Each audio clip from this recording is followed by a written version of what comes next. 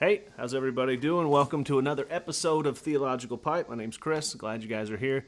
Wanted to just say, hey, if you're watching on YouTube, down below, click subscribe, click like, make a comment. Appreciate some of the messages I've been getting.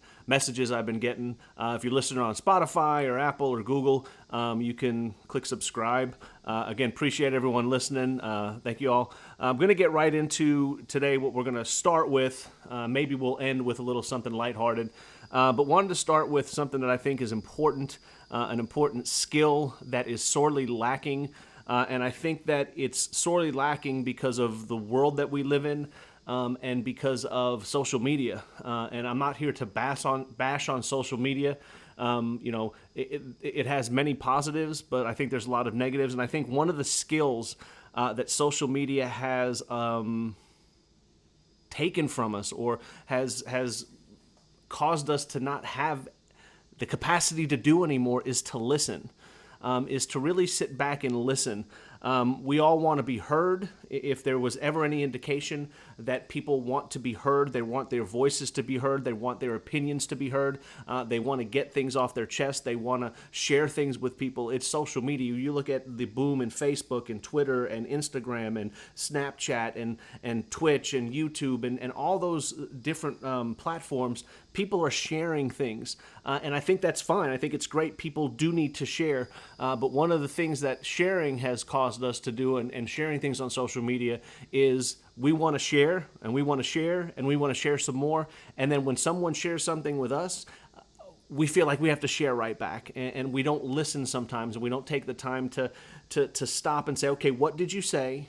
Why did you say it? What was the purpose of you saying it? And maybe instead of listening to respond, which is what we do now, we just need to listen and maybe take in what people are saying. And I kind of wanted to talk about that in a theological sense. And I'm going to use the Bible as a source for what we're going to talk about today. But in Matthew chapter 20, and this happened multiple times in the Gospels, Matthew, Mark, Luke, and John. There's a couple verses I'm going to read. I'm going to tell you why I'm reading it and why I think it goes to the statement of we need to listen more and listen better.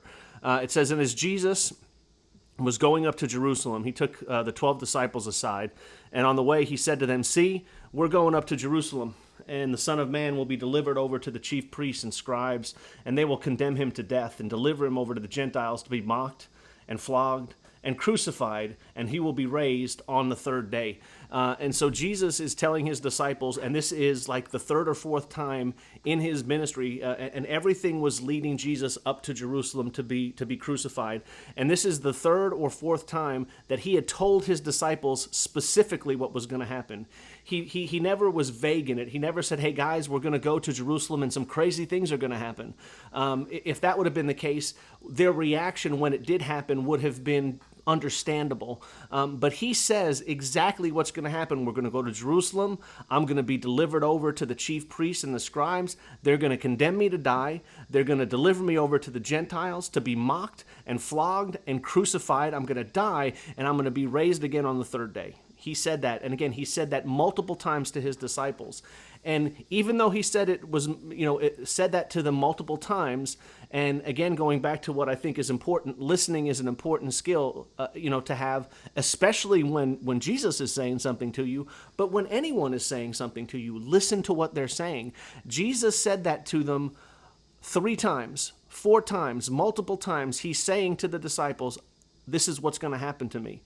Point by point, this is what's going to happen to me. Listening is important. Listen to what Jesus says, listening to what others say. You know the saying that we have 2 ears and 1 mouth for a reason. Again, most of us want to use our mouth. Most of us want to say something and respond. Sometimes listening is important. And we can see here that Jesus, again, told his disciples, this is what's going to happen.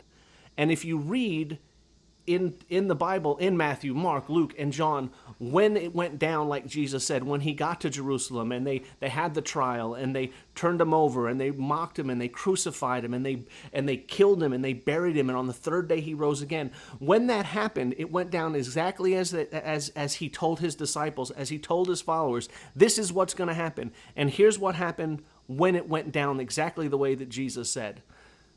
The disciples weren't ready. They didn't say, oh, look, it's happening exactly like Jesus said it would, so we're good. We know what's going to happen. Hey, they're beating him and they're mocking him, and we don't like it, but he said this was going to happen, and he said that he's going to be crucified, and he said he's going to die, and he said he's going to be raised again on the third day, so we're good. That's not what happened with the disciples. Every time, every disciple fell away. Every disciple, they were scared and frightened and disillusioned and disbelieving, and they didn't understand what was happening, and they all scattered. Why? Because they didn't listen. They listened, but they didn't listen. They heard, but they didn't hear. You know, I don't want to. I'm getting ready to start talking about White Men Can't Jump when Wesley Snipes and Woody Harrelson were talking about being able to listen and hear Jimi Hendrix. But the disciples always had something else on their mind. They always had their own interest on their hearts when they were talking to Jesus, because every time after he said that, they would go into a conversation about, well, can I sit at your right hand? You know, Jesus just said, hey, I'm gonna die, and I'm gonna raise again. They're gonna beat me and mock me and crucify me. And if you read in Matthew 20, the very next verse is John and James and their mama coming up to Jesus saying, hey, can we sit at your right hand when your kingdom comes? And it's almost like Jesus could say, did you just not hear a word I said? This is the third, fourth time I've told these guys what's going to happen, and you're concerned about who's going to sit where? You need to listen. And this is a skill that all of us need to understand. Okay? And here's what we do as Christians, as believers, as people. We don't listen well enough. And then when we don't listen, we usually will make an excuse for our lack of comprehension or our lack of action.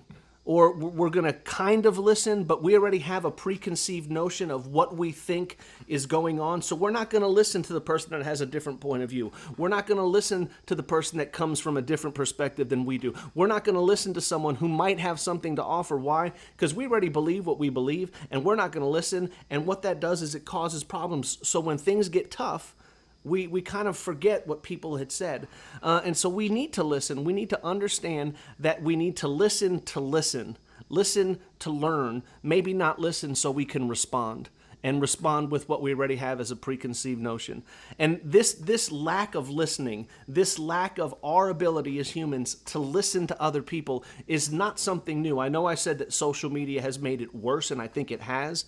Because in social media, what do we want to do? We want to respond. We want people to hear us, but we don't want to hear other people. And so I think social media has made it worse, but this is a problem that has been going on since the beginning. Again, using the Bible, I'm going to go to the Old Testament. In Genesis chapter 3, verse 1, this is what happened. It says, now the serpent, and in the Old Testament, the serpent is always representative of the devil, of Satan. And it says, so now the serpent was more crafty than any other beast of the field that the Lord God had made. And he said to the woman, did God actually say, you shall not eat of any tree in the garden? The devil knew that we don't listen, because if you read that story, if you go to Genesis chapter 2 and chapter 3, you're going to see what God said to Adam and Eve, and then you're going to see what happened after the serpent asked Eve, did God really say that you shouldn't eat that? She then goes on to repeat what God said, but she adds a few things in there that weren't there, and then she winds up eating it anyway because she believed what Satan was saying. Did he really say that? Were you really listening correctly? Do you know what he really said? Do you know what he really meant? And so again, she had a preconceived notion that was influenced by the devil, and she really wasn't listening in the first place, and this is something that happened as God said, let there be light. As God created the universe from the beginning of time, we have had a hard time listening, and it would benefit us. I almost said it would behoove us, which is a good word, but it's kind of weird. It would benefit us if we would listen. If we would listen to people and listen to what they say and listen to where they're coming from. And guess what? Even if they're wrong, just listen to them. Maybe there's a reason they're wrong. Maybe they had an experience that has clouded their vision to what they are saying or what they're talking about, but you can still listen. And you can still not listen to respond, but listen to listen. Listen to understand what they're saying. So I think one of the things that we can do as people that will help us in becoming better people and becoming and building a better world and to becoming nicer people, which I'm going to end again when I always end the podcast. I say be nice. One of the things to be nice is listen to people. Listen to what they're saying. Don't listen always to respond. And then when you do respond, do it in kindness, do it in love, do it in graciousness, do it in peace. And I think if you show people that respect and that courtesy of listening to them, they're more likely to listen to you, and you'll have a more constructive conversation. So that's going to be like the big theological moment, theological pipe moment here. I got a Gandalf-looking pipe here, so put that in your theological pipe and smoke it. Listen. I think we need to listen more. And I think, again, just looking at 2 ears, 1 mouth, listen twice as much as you talk. Maybe that's a good way to think about it. But listen to what people are saying. Actually listen, and listen to understand. Listen to learn. Listen to understand where people are coming from. And then I think any conversations that we have or any even debates that we have are going to be more productive because we've actually listened and respected what people have said. There's that part. Listen. To be a little more lighthearted, I wanted to go over a list of the top movies of all time, the greatest movies that have ever been. And this is my list, and I'm not even going to really list it in order. I have about 12 or 15. I was going to do top 10, and I just kept going because I would think, oh, that's a good one. Oh, that's a good one. And again, if you're on YouTube and you watch it, you can put your comments in the comment section of your favorite movies.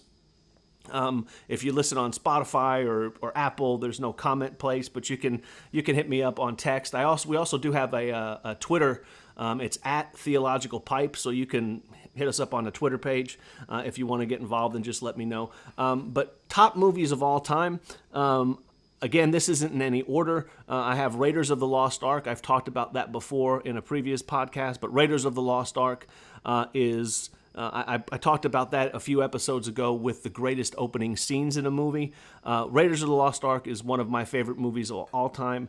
I'm fairly confident it's the movie that I went to the movie theater the most to see over and over and over again. I love Harrison Ford, love Steven Spielberg. The movie was just great from start to finish. The whole trilogy, I'm not going to include The Kingdom of the Crystal Skull, but the first 3 movies were great, Temple of Doom and The Last Crusade. And I almost put The Last Crusade over this one, but I just couldn't. I just think The Raiders of the Lost Ark, just because what it meant when I saw it and how many times I saw it, one of the top movies of all time. Star Wars, The Empire Strikes Back. I think any of the 3 originals, New Hope, Empire, or Return of the Jedi can be up there, but I think Empire is the best of the 3, and I think it's the best of all of them. It's just a great movie with so many great scenes and so many great lines, and it's Star Wars. I'm a nerd, that's fine, but any Star Wars, any of the first 3, the 3 original would be great. Tombstone, one of the best westerns ever, one of the best movies ever. Probably the movie when it came out, and a decade after, it's probably the movie I quoted the most. Well, bye. I used that so many times when I was teaching, when students were leaving, when I was talking with other teachers and stuff. And so many good lines. But Tombstone, just one of the greatest movies of all time. Great cast. Kurt Russell, Val Kilmer, just the whole movie is just great. Love the movie, love what it said. There was another Wyatt Earp movie with Kevin Costner that was good. It was more detailed, but it pales in comparison to Tombstone, in my opinion. So Tombstone's one of them. Put Goodfellas, quintessential gangster movie. Great story, true story. I can remember. I think it happened in the mid 70s is when that Lufthansa heist that they did, which is one of the parts of the movie. And I can remember hearing about that as a kid, 5, 6, 7 years old. My grandfather worked at the airport, and I can just remember that story being told. And I remember the name Lufthansa. But I love that movie. Nothing redeemable about it, but it's just a good movie, well made. Again, the cast is great. Ray Liotta, Robert De Niro at his finest, Joe Pesci at his finest. It's just a great movie. I put another movie that's probably not up there because other people will say it's great. It's great because of my family's love for poker, and the movie is the movie's Rounders, and Ed Norton, Matt Damon. It's just a great movie, great poker movie. So many good scenes. There's a great scene in the bar. I think it's Martin Landau and Matt Damon. Martin Landau's a judge. And they have a great scene in a bar where they're talking about choices and going to live your life. So there's just so many good lessons, so many good scenes, and it's about poker, and it's what do you call it? It's not forced. The poker seems real. It's authentic. So Rounders has got to be up there. Switching gears, one of the best comedies of all time is Airplane. And if you haven't seen it, shame on you.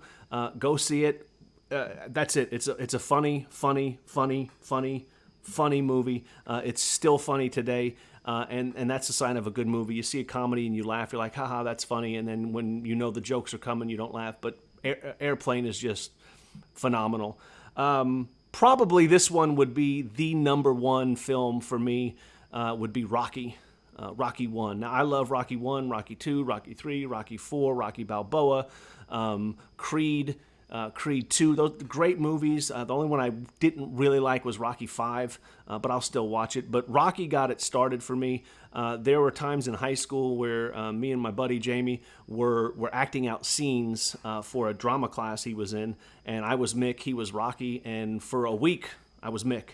And for one day, the day of the performance, I was Mick from the time I woke up to the time the scene was over. So even in class, I acted like Mick. I'm 76 years old, and I did the voice, and I wore the hat. But Rocky, man, just phenomenal movie, phenomenal story behind the movie. Underdogs, love that motif. So Rocky's one of the greatest movies of all time. Again, probably would be my all-time favorite if I had to list one. Into the Wild. And I don't know why I love this movie so much. It's about the kid that kind of basically just left society, went hitchhiking around the United States with the goal of going to Alaska, got to Alaska, lived in the magic bus. There's a good book. The book is really good. The movie's excellent. The soundtrack is great. It's Eddie Vedder did the soundtrack. And I just like the movie. I like the movie. It's got a sad ending. I won't give it away, but it's just a good movie, good book, good movie, and it's one of my favorites. And I watch it, at least a few times a month. It seems like I got it on iTunes. Another one that it's recent, and the more I think about it, the more I think it is one of the most intense, amazing, incredible, slow burn movies I've ever seen, with one of the greatest performances I've ever seen, and that's The Joker. Joaquin Phoenix is phenomenal, and that movie is just, I was blown away when I saw it. I went to the theater and got out of it and remember texting my brother saying, I just saw The Joker, and I can't even describe what I saw. And I bought it on iTunes the day it came out, and it took me probably 2 months to watch it because I just wasn't sure what to think, and I watched it again. I'm blown away. So The Joker is it's an incredible movie. I know it won awards and people lauded it, but it's one of those movies that it just sticks with me, and I can't tell you why. It just was so well made and so well acted and well directed. It was incredible. Another comic book movie that's one of my favorites that doesn't get the respect it deserves, I don't think, is Logan. I've always been an X-Men fan. I think the X-Men movies weren't that well done, except for when they got to the First Class and the newer ones. But Hugh Jackman as Wolverine is incredible. And with Logan, just the darkness of it and the story and the ending and the way it worked, it was just a phenomenal movie from start to finish again. And I just think it's underrated as a comic book movie.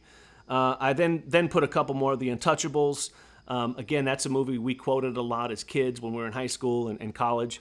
Robert De Niro's great. Kevin Costner's great as Elliot Ness. Great Sean Connery. Again, just such a good movie. The Untouchables was one of them. Godfather Part 2. Could have put Godfather 1 or 2.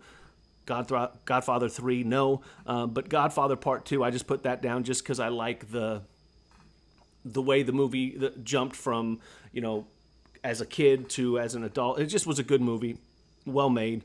Shawshank Redemption has to be in any list of great movies.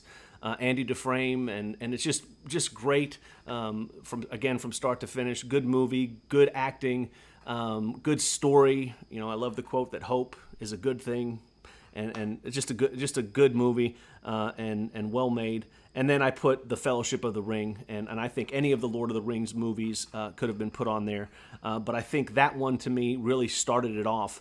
And so, top movies of all time. There's my list: Raiders of the Lost Ark, Empire Strikes Back, Tombstone, Goodfellas, Rounders, Airplane, Rocky, Into the Wild, The Joker, Logan, The Untouchables, Godfather Part 2, Shawshank Redemption, and The Fellowship of the Ring. And why not end on that with the Gandalf-looking pipe? I still want a longer one.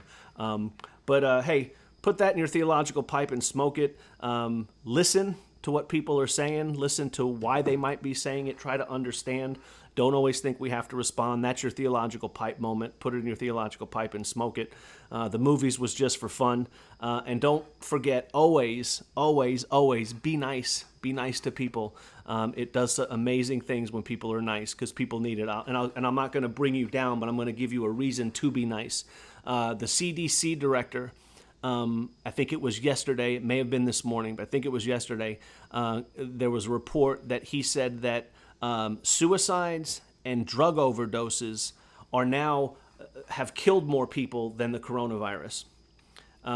Being quarantined, the uncertainty of what's going on, the news reporting, the economy, all that stuff is adding to anxiety and depression and loneliness and sadness. And he said they're seeing a huge increase in drug overdoses and suicides. And he mentioned a California town, and I think, and I could get the quote wrong, but it was basically, they said that they have seen more suicides in the past week than they had seen in the previous year. So people are depressed, people are lonely, people are scared, people are worried, people are anxious, people don't know what's going on, people hear reports, and so you know what? Sometimes some positivity is a good thing, and being nice to people is a good thing. You don't know, the person you're talking to could be struggling so mightily, and you just smiling, and you just being positive, and you sharing hope, and you sharing joy. Even in the midst of trials and tribulations, we can have that, especially as Christians. You can have that peace. You can have that peace that surpasses understanding. You can have that joy that you know that things are going to be better, that things are going to be okay, that we're going to get through this. And as we go through it, God's walking with us. And so being nice to people could be the difference for some of them between life and death. And I hate to put it that sharply, but it could be just a smile, just a friendly gesture, just a being nice to people could change the world. And I think we need to do that. And again, when I say can change the world, you know what? Me being nice to people may not change the entire world, but it can change the world around me, the people that I come in contact with, and then maybe they can change their world, and we could do it little bitty steps at the time. So, I say be nice, and I know it's cliche, and I know it's kind of, kitschy and all that kind of stuff, but I think it's important. If we can be nice, man, we could affect the world around us, and we need to do that. So put that in your theological pipe, be nice, and we'll see you next time.